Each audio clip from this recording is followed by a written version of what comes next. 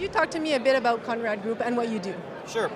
So we're a digital agency and technology consulting business that builds websites and mobile applications for our customers. I guess our primary purpose is to go out there and help customers answer the question of what do we do about all of the new web and mobile technologies? And we'll step in and help them all the way from kind of the idea stage with strategy and consulting through designing things, to then actually going out and building the applications with them. So you started this with your brother and a friend out in university or in school. And what was it like to start your own business fresh out of school? Yeah, so I mean there was the three of us, I think, in a dorm room. 20. I guess we were 20 years old at that point, and it's been a very exciting ride.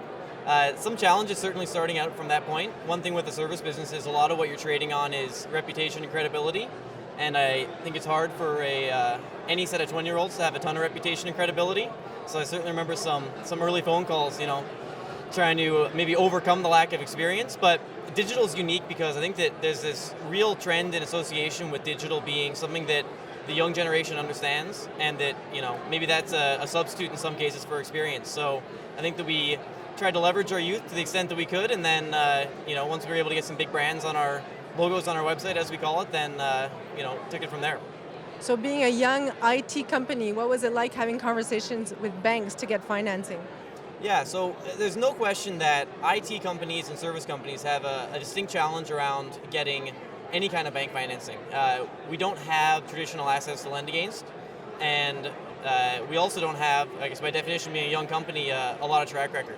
And so we ran into issues where even if, and we were, I think, profitable from day one, kind of on a quarter-by-quarter basis, no one really wanted to step in and do any of their traditional lending to us because we just didn't fit into the boxes, I guess, they create for their products. EDC specifically helped step in with our international customers.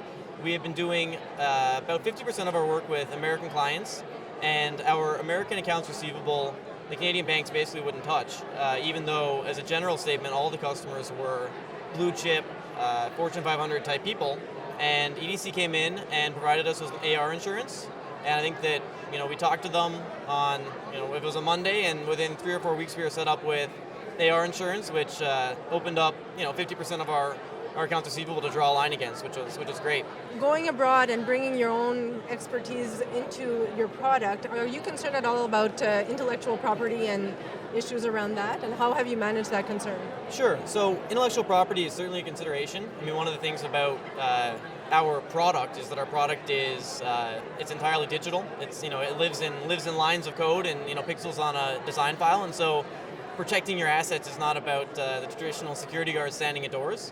I think it's about careful contracting. It's also about having the right partners. We have a great Toronto-based kind of boutique IP law firm that we work with, building out clients to protect both ourselves and our client contracts and the products we build. Do you have one last piece of advice for other small businesses that have great ideas or great skills to share and how to grow big like you have over the past 5 years? Sure, I think the key is to think big and go after the customers you want. Don't only go after the customers you think you can get, and there's absolutely zero harm or penalty for calling someone and offering them some services that they may or may not like. I mean, I think we make, certainly early on, we made 99 phone calls that went nowhere for every one that went somewhere. And I think that until you call the people, you're not going to find out who you can work with until you get on the phone and try.